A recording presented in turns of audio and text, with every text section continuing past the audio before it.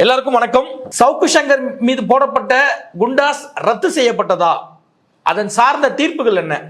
சவுக்கு சங்கரோட நெருங்கிய தோழியான மாலதி திருமாவளவன் அவர்கள்ட்ட கெஞ்சியது என்ன? சவுக்கு சங்கரினுடைய கஞ்சா தொடர்புகள் என்ன?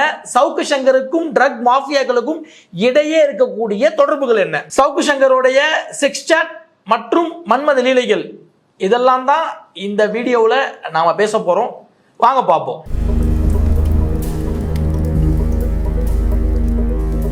இன்னைக்கு நம்ம நாட்டில் சாமானியர்களுடைய கடைசி நம்பிக்கை நீதிமன்றமும் நீதிபதிகளும், அதுல மாற்று கருத்து இல்ல. அப்படிப்பட்ட நீதிமன்றம் நீதிபதிகளினுடைய தீர்ப்புகள் மீது விமர்சனம் வைக்கக்கூடாது அப்படிங்கிறதுலையும் நமக்கு மாற்று கருத்து இல்ல. ஆனா அதன் சார்ந்த கேள்விகள் இன்னைக்கு பலருக்கும் வந்திருக்கு. அது என்னன்னு பார்ப்போம். சவுக்கு சங்கரினுடைய குண்டர் சட்டத்தை ரத்து செய்யணும்னு சொல்லி சவுக்கு சங்கரினுடைய தாயார் ஹைகோர்ட்ல ஒரு மனு தாக்கல் பண்ணாங்க. அன்னைக்கு அவங்க மட்டும் தாக்கல் பண்ணல, இதே மாதிரி குண்டர் சட்டத்தை ரத்து செய்யணும்னு சொல்லிட்டு மொத்தம் 15 மனுக்கள் அன்னைக்கு தாக்கல் செய்யப்பட்டுச்சு. அதுல 14 மனுக்கள் விசாரணைக்கு எடுத்துக்கொள்ளப்படல. ஆனா 15வதாக வந்த சவுக்கு சங்கரினுடைய தாயார் போட்ட மனு மட்டும் அன்னைக்கு விசாரணைக்கு எடுத்துக்கொள்ளப்பட்டுச்சு. யாரால் அப்படின்னாக்க ஜஸ்டிஸ் GR சுவாமிநாதன் அவர்களால சவுக்கு சங்கரினுடைய குண்டர் சட்டம் தொடர்பான மனு விசாரணைக்கு எடுத்துக்கொள்ளப்பட்டுச்சு. அவர் நாம் எதிர்பார்த்தபடியே சவுக்கு சங்கரினுடைய குண்டர் சட்டம் ரத்து அப்படின்னு சொல்லிட்டு ஒரு தீர்ப்பை கொடுத்தாரு. ஆனா அவர் கூட இருந்த இன்னொரு நீதிபதி ஜஸ்டிஸ் பாலாஜி அவர்கள், தமிழக அரசு இந்த மனுவுக்கு பதில் மனு தாக்கல் செஞ்ச பின்னாடி தான் இதன் சார்ந்த விசாரணை செய்ய முடியும்னு சொல்லிட்டு ஒரு உத்தரவை பிறப்பிச்சாரு. அதனால இந்த வழக்கு இன்னொரு நீதிபதி கிட்ட போக இருக்கு. அவர் இந்த குண்டர் சட்டத்தை ரத்து செய்வாரா அப்படிங்கிறத நாம பொறுத்திருந்து பார்ப்போம். ஒரு சாமானியர்களுக்காக நீதிமன்றம் இந்த அளவுக்கு விரைவாக இருக்குமானா இருக்காது. ஆனா பத்திரிகை மீடியாங்கிற ஒரு விஷயத்தை ஒரு பாதுகாப்பா வச்சுக்கிட்டு அதனை ஒரு கருவியாக பயன்படுத்திக்கிட்டு இன்னைக்கு பெருமளவுல பல பேரை மிரட்டி சொத்து சேர்த்து வச்சிருக்கான் இந்த சவுக்கு சங்கர். சட்டத்துக்கு புறம்பாக சொத்து சேர்த்தது மட்டும் இல்லாம சட்டத்துக்கு புறம்பாக ட்ரக் மாஃபியாக்களினுடைய டீலிங்ல இருந்தாலும் இருந்திருக்கான். அதன் சார்ந்து என்ன நம்ம பேசுவோம். அப்ப இப்படிப்பட்ட ஒரு அயோக்கியனுக்கு நீதிமன்றம் இவ்வளவு முக்கியத்துவம் தர வேண்டிய அவசியம் என்ன? சவுக்கு சங்கர் என்ன தேசத்தந்தையா அப்படின்னு மக்கள் கேட்கிறாங்க. ஆனா அதற்கு ஏன் நாங்க அவ்வளவு அவசரமா இந்த மனுவை நாங்க விசாரணைக்கு எடுத்துக்கிட்டோம் அப்படின்னு சொல்லி ஜஸ்டிஸ் GR சுவாமிநாதன் அவர்கள் ஒரு பதிலையும் கொடுத்திருக்காரு. என்ன பதில்னா, இன்னைக்கு சமூகத்துல முக்கியமான 2 பேர் என்னை சந்திச்சாங்க. இந்த மனுவை கொஞ்சம் தள்ளி போடுங்கன்னு சொன்னாங்க. நான் அதனால தான் அதற்கு எதிர்ப்பு தெரிவிக்கும் விதமாக தான் நான் அந்த மனுவை சீக்கிரமா விசாரணைக்கு நான் எடுத்து அதற்குண்டான தீர்ப்பை நான் கொடுத்தேன்னு சொன்னாரு. அப்ப இதுல நமக்கு என்ன சந்தேகங்கள் ஏற்படுதுன்னா, யாராவது 2 பேர் நீதிபதியை தனி அறையில சந்திச்சு ஒரு வழக்கு சம்பந்தமா பேசிட்டாங்கிறதுக்காக நீங்க அதற்காக இப்படி ஒரு நடவடிக்கையில ஈடுபடலாமா? ஒண்ணு. அடுத்தது, அப்ப வெவ்வேறு வழக்குகள்ல 2 பேர் உங்களை சந்திச்சு அந்த வழக்குக்கு ஆதரவாக பேசினால் நீங்க அந்த வழக்குக்கு எதிராகத்தான் செயல்படுவீங்களா அப்படிங்கிற சந்தேகங்கள் நமக்கு வருது. அப்ப யாரோ 2 பேர் பார்த்துட்டாங்கிறதுக்காக ஒரு வழக்குல இவ்வாறு நீங்கள் சொல்வது சரியா, சட்டத்துக்கு உட்பட்டதா அப்படிங்கிற விஷயத்த மக்களுக்காக நீங்க தெளிவுபடுத்துற கடமை நீதியரசர் GR சுவாமிநாதன் அவர்களுக்கு கண்டிப்பாக இருக்குன்னு நான் சொல்றேன். இது ஒரு பக்கம் இருக்க, சவுக்கு சங்கரினுடைய கஞ்சா வழக்குக்கு ஜாமீன் சம்பந்தமான விசாரணை வர 27ஆம் தேதி வருது. கண்டிப்பா சொல்றேன், இந்த ஜாமீன் கேஸ்ல சவுக்கு சங்கருக்கு பெயில் கிடைக்காது. ஏன்னா மாட்டிருக்கக்கூடிய கஞ்சா குவான்டிட்டி ஆனது ரொம்ப அதிகம். ஒண்ணு. சில பேர் சொன்னாங்க சவுக்கு சங்கருக்கு கஞ்சா பழக்கமே இல்லை. ஆமா ஆமா ஆமா ஆமா ஆமா ஆமா ஐயோ, அவர் எந்த பழக்கமும் இல்லைங்க. அவர் பச்சை தண்ணி கூட குடிக்க மாட்டாருங்க. அவர் யோகிங்க. அவர் காத்த மட்டுமே சுவாச்சிக்கிட்டு வாழக்கூடிய மகா சித்த யோகிங்க அவரு. அப்படி சொன்னாலும் ஆச்சரியப்படுவதற்கு இல்லை. சவுக்கு சங்கர் கூடவே இருந்த பிரதீப்ங்கிற ஒரு தம்பி சவுக்கு சங்கருக்கு கஞ்சா பழக்கம் இருக்கா இல்லையா அப்படிங்கிற பல விஷயங்களை இன்னைக்கு தொடர்ந்து பேசிட்டு வராரு. சவுக்கு சங்கரினுடைய இன்னும் சொல்ல போனா வாய்ஸ் ஆஃப் சவுக்குங்கிற அந்த ட்விட்டர் ஐடியை ஹேண்டில் பண்ணது அந்த தம்பி தான். சவுக்கு சங்கருடைய இன்ஸ்டாகிராம் ஃபேஸ்புக்கை அட்மின் இருந்து மேனேஜ் பண்ணி மெயின்டைன் பண்ணது அந்த தம்பி தான். அந்த தம்பி என்ன சொல்றாருன்னா, சவுக்கு சங்கரை கூட்டு போய் ட்ரக் டெஸ்ட் எடுங்க, தெரிஞ்சு போயிடும் அப்படிங்கிறாரு. அது மட்டும் இல்லாம சவுக்கு சங்கர் கஞ்சா சம்பந்தமா பேசிய வாட்ஸ்அப் உரையாடல்கள்லாம் அவர் ரிலீஸ் செஞ்சிருக்காரு.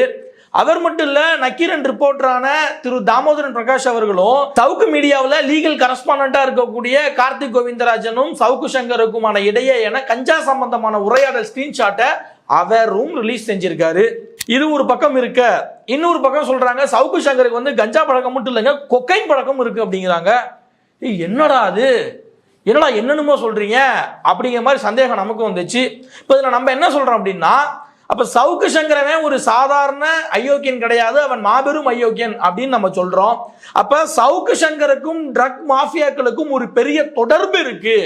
அப்ப சவுக்கு சங்கரான நெட்வொர்க் வந்து சட்டத்துக்கு புறம்பாக பலரை மிரட்டி பணம் சம்பாதித்தது மட்டும் அல்ல, பலரை மிரட்டி பிளாக்மெயில் செய்து உனக்கு வந்து ஈடி அனுப்பிச்சிருவேன், உன்னை பத்தி நான் போட்டு கொடுத்துருவேன், உன்னை பத்தி நான் பேசி டிஃபேம் பண்ணிடுவேன், உன் இமேஜை உடைச்சிருவேன் அப்படின்னு மிரட்டி சட்டத்துக்கு புறம்பாக சொத்து சேர்த்தது மட்டுமல்லாமல் இது போல கஞ்சா சம்பந்தமான கொக்கைன் சம்பந்தமான ஒரு மாபெரும் ட்ரக் மாஃபியாவோட நெட்வொர்க்ல சவுக்கு சங்கர் ஒரு ஆளாக இருக்கிறார். இன்னும் சொல்ல போனா இந்தியாவை மையமாக வைத்து இயங்கக்கூடிய மாபெரும் ட்ரக் மாஃபியாவுக்கும் ட்ரக்ஸ் நெட்வொர்க்குக்கும் சவுக்கு சங்கருக்கும் ஒரு பெரிய தொடர்பு இருக்கு அப்படின்னு சவுக்கு சங்கர் கூட உள்ளவங்க சொல்றாங்க. அந்த சந்தேகம் நமக்கு இருக்கு. அப்ப நம்ம கேள்வி என்னன்னா, நார்கோட்டிக்ஸ் போதைப் பொருள் தடுப்பு பிரிவு என்ன பண்ணுது, என்ன புடுங்குது அப்படின்னு நான் கேட்பேன். என்னையா பண்ணிட்டு இருக்கீங்க? இவர் வந்து பாஜகவுக்கு சொம்படிச்சதுனால உங்களுடைய விசாரணை ஒரு பக்கம் வராதா? வரணும்னு நான் சொல்லுவேன். அப்ப போதைப் பொருள் தடுப்பு பிரிவு சம்பந்தமான வழக்கு சவுக்கு சங்கர் மீது பதிவு செய்யப்பட வேண்டும். இன்னும் சொல்ல போனா போதைப் பொருள் தடுப்பு பிரிவினரால் சவுக்கு சங்கர் என்கிற கஞ்சா சங்கர் விசாரிக்கப்பட வேண்டும் அப்படின்னு நான் சொல்லுவேன். இதுக்கு முன்னாடி நீங்க பார்த்திருப்பீங்க, ஜாஃபர் சாதிக்னு ஒருத்தன் வந்து இந்த போதைப் பொருள்ல மாட்டினதுக்கு இவனுக்கு வச்சு என்னமோ இவனுங்கெல்லாம் யோக்கியனுங்க மாதிரி பேசிக்கிட்டு இருந்தானுங்க. ஜாஃபர் சாதிக் தண்டிக்கப்பட வேண்டும்னா அதுல மாற்று கருத்து இல்லை. ஜாஃபர் சாதிக்கு இன்னைக்கு உள்ள இருக்கான், அதன் சார்ந்த விசாரணை போய்கிட்டு இருக்கு. இடி விசாரணையும் போது, நார்கோட்டிக்ஸ் விசாரணையும் போது. ஆனா அப்படிப்பட்ட இடி விசாரணையும் நார்கோட்டிக்ஸ் விசாரணையும் இந்த சவுக்கு சங்கர் என்கிற கஞ்சா சங்கர் மீது ஏன் வரல அப்படின்னு நம்ம கேள்வி. ஏன்னா உங்களுக்கு வந்து போதை சம்பந்தமான விஷயம் இருக்கு, அப்ப நீங்க வந்து தான் ஆகணும். ஏன் வரல? இதை நீங்க வந்து லென்ஸ் தமிழ்நாடுன்னு ஒரு சேனல்ல பார்த்திருப்பீங்க. அந்த சவுக்கு கூட வேலை பார்க்குற ஒரு பையன், லியோங்கிற பையன் போதையில வந்து அவன் போட்டு உருட்டுனதான் நம்ம பார்த்துருப்போம். அவன் எப்படிப்பட்ட போதை எடுத்திருந்தா அவன் தன்னிலை மறந்து சுகபோகமாக அப்படியே ஆனந்த திளைப்பில் திகைத்திருப்பான் அப்படின்னு நம்மளால புரிஞ்சிக்க முடியுது. அப்ப அதன் சார்ந்த விசாரணை வேணும். அடுத்தது, ஒன்றும் செய்யாத விவசாயிகள்கிட்ட வந்து அவங்களுடைய சாதி பெற குறிப்பிட்டு ஈடி சம்மன் அனுப்பிய இந்த அமலாக்கத்துறை சவுக்கு சங்கர் விஷயத்துல பொத்திக்கிட்டு இருக்கிறதுக்கான காரணம் என்ன? ஏயா ஒரு விவசாயிகளுக்கு வந்து நீங்க வந்து சம்மன் அனுப்புறீங்க, சவுக்கு சங்கர் வந்து ஒரு சஸ்பெண்டட் கிளர்க்கு, இந்த சஸ்பெண்டட் கிளர்க்குக்கு ஏது இவ்வளோ டப்பு அப்படின்னு ஏன் நீ உள்ள வரல? இந்த அசட்ஸ்லாம் எப்படி சவுக்கு சங்கரால வாங்க முடிஞ்சிச்சு? அதுக்கான சோர்ஸ் என்ன? சட்டவிரோதமா பணம் உள்ள வந்தாலே ஈடி வரலாமே, ஏன் நீ வரல? அப்ப நீ என்ன புடுங்கிட்டு இருக்கியா நான் கேட்பேன். மக்கள் அதான் கேட்டுக்கிட்டு இருக்காங்க. அடுத்தது பார்த்தோம் அப்படின்னா சவுக்கு சங்கருடைய தோழி, அந்த அம்மா வந்து இதுக்கு முன்னாடி பல சேனல்கள்ல வந்து நெறியாளராக வேலை பார்த்திருக்காங்க. அவங்க பேரு தி என்கிற மாலதி. அந்த மாலதி வந்து இன்னைக்கு நெறியாளரா வேலையும் பார்க்கலாம். அந்த அம்மா பேர்ல பல கோடி ரூபாய் சொத்து அந்த அம்மாவுக்கு. அப்ப இது எப்படி வந்துச்சு அப்படின்னு ஈடி ஏன் உள்ள வரல? இதன் சார்ந்த வழக்கு பதிவு அமலாக்கத்துறை ஏன் செய்யல? யார் யாரையோ ஒண்ணும் இல்லாத வழக்குக்கு, முகாந்திரமே இல்லாத விஷயங்களுக்கு எல்லாம் ஈடி வந்து வழக்கு பதிவு செஞ்சு நீங்க 1.5 வருஷம் 2 வருஷம் உள்ள வைக்கிறீங்க. அப்படிப்பட்ட அமலாக்கத்துடைய துறையினுடைய நடவடிக்கை ஏன் சவுக்கு சங்கர் மீதும் சவுக்கு சங்கரினுடைய நெருங்கிய தோழியான மாலதி மீதும் ஏன் விழல அப்படின்னு நம்ம கேட்கிறோம். ஓ, பாஜகவுக்கு வந்து சொம்படிக்கிறதுனால விழல அதானே? அப்புறம் அதை அப்படிதான் எடுத்துக்க முடியும். ஏன்னா சவுக்கு சங்கர் தான் சொல்லியிருக்காரு வாக்குமூலத்தில், இடி அதிகாரிகள், குறிப்பாக தமிழகத்தில் இருக்கக்கூடிய இடி அதிகாரிகள் கூட எனக்கு நெருங்கிய தொடர்பு உண்டு, நட்பு உண்டு. நீ தான் சந்திச்சுப்பீங்களாமே, ஏதோ ஒரு அப்பார்ட்மெண்ட்ல சந்திச்சு அப்படி என்ன பேசுவீங்க? இப்படிதான் அந்த வந்து மணல் ராமச்சந்திரன், மணல் கரிகால, பல வந்து பிளாப்லா பிசினஸ் மேன்ஸ் எல்லாம் இப்படிதான் உங்களை வச்சு சவுக்கு சங்கர் சம்பாரிச்சு பணம் போட்டிருக்கானா? அதனாலதான் அமலாக்கத்துறையான நீங்க வந்து அவங்கிட்ட போறதுக்கு பயப்படுறீங்களா, தயக்கப்படுறீங்களா? ஏன் அவன் அடிச்ச கொள்ளையில உங்களுக்கும் பங்கு இருக்கா? கேட்போமா மாட்டோமா? நான் கேட்கிறேன், மக்கள் கேட்கிறாங்க. எப்ப நடவடிக்கை பாயும்? அடுத்தது சவுக்கு சங்கருடைய செக்ஸ் சாட் எல்லா பயிலையும் பார்த்துட்டேங்க. நல்லா பேசுவானுங்க, ஆத்துவானுங்க, நான் அப்படி இப்படி, நான் கழட்டிடுவேன், கிழிச்சிருவேன். ஆனா கடைசியில எல்லா பயிலும் பாத்தீங்கன்னா ஒரே மாதிரி தான் இப்ப நிக்கிறான். கடைசியில இந்த பெண்கள் சம்பந்தமான விஷயத்துல இப்படிதான் செக்ஸ் சாட் பண்ணிருக்கானுங்க. யாரு? சவுக்கு சங்கர். இவனோட புத்தி பாத்தீங்களா? பெண் காவலர்களை ஏன் தவறா பேசினா, நீதித்துறையில வேலை பார்க்கக்கூடிய பெண்களை ஏன் தவறா பேசினா, இன்னும் பத்திரிகை துறையில வேலை பார்க்கக்கூடிய பெண்களை கூட தவறா பேசியிருக்கான். அப்ப இவனுடைய பெண்கள் சார்ந்த பார்வையை பாத்தீங்களா? ஏன் இந்த வக்ரம், இந்த வன்மம்? ஏங்க இதே சவுக்கு சங்கர் கூட இருந்த, சவுக்கு சங்கருக்கு அட்மினா இருந்த பிரதீப்ங்கிற பையன் சவுக்கு சங்கர் பண்ண செக்ஸ் சாட் சம்பந்தமான ஸ்கிரீன்ஷாட் எல்லாம் காமிக்கிறான்.